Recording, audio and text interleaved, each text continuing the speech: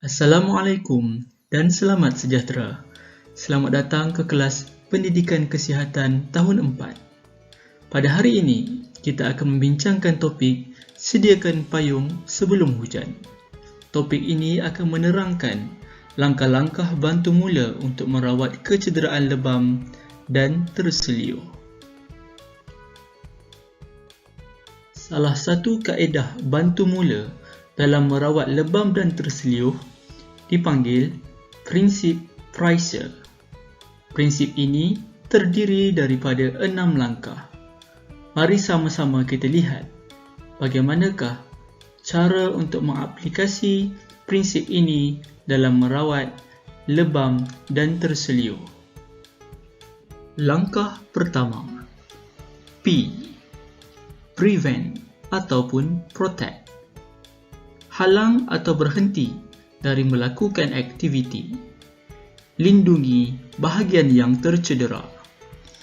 Meneruskan aktiviti dengan menggunakan anggota badan yang mengalami kecederaan mampu menjadikan kecederaan tersebut menjadi lebih serius.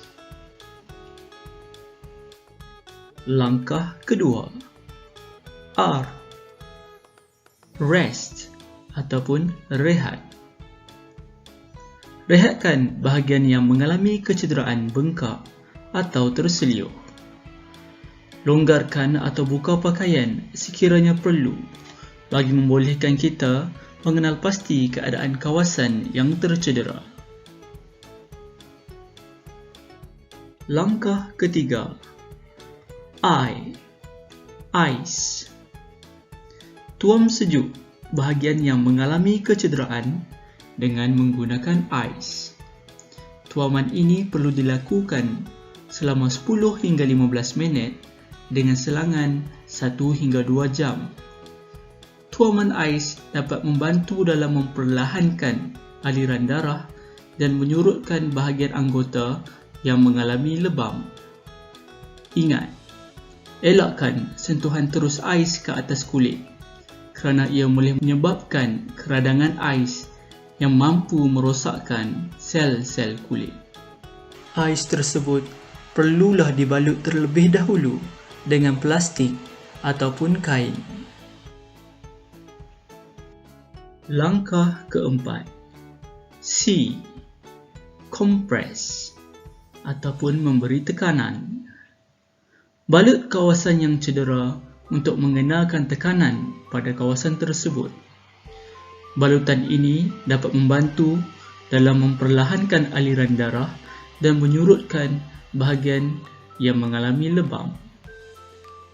Pastikan balutan tidak terlalu ketat kerana ia mampu menghentikan peredaran darah.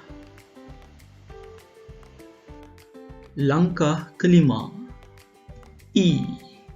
Elevation atau meninggikan. Tinggikan kawasan yang cedera melebihi aras jantung. Dengan melakukan elevation, kadar aliran darah akan menjadi lebih perlahan dan akan membantu proses penyembuhan. Sekiranya kecederaan berlaku di bahagian kaki, baring dan letakkan kaki pada aras yang lebih tinggi. Langkah keenam, R. Refer ataupun rujuk. Rujuk pengamal perubatan seperti doktor untuk rawatan lanjut. Doktor akan dapat mengenal pasti tahap kecederaan yang dialami dan tindakan susulan yang perlu diambil. Terdapat 4 perkara yang perlu dielakkan dalam tempoh rawatan lebam dan terseliuh. 4 perkara tersebut boleh diterangkan melalui prinsip HARM. Yang pertama, H. Heat ataupun haba. Lotion panas atau pek panas akan meningkatkan pengaliran darah.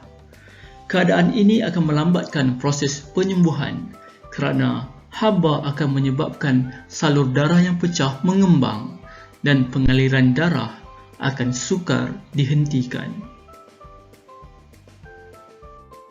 Yang kedua, A. Alkohol. Pengambilan alkohol akan meningkatkan kadar pengaliran darah. Keadaan ini akan melambatkan proses penyembuhan.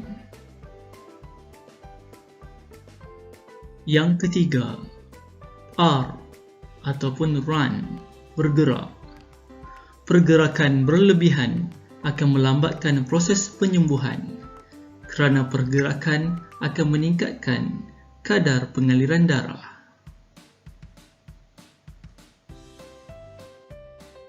Yang keempat, M. Massage ataupun urut. Tekanan dan urutan berlebihan akan melambatkan proses penyembuhan. Urutan yang salah juga mampu menjadikan kecederaan menjadi lebih teruk. Sekian sahaja video pembelajaran kita pada hari ini.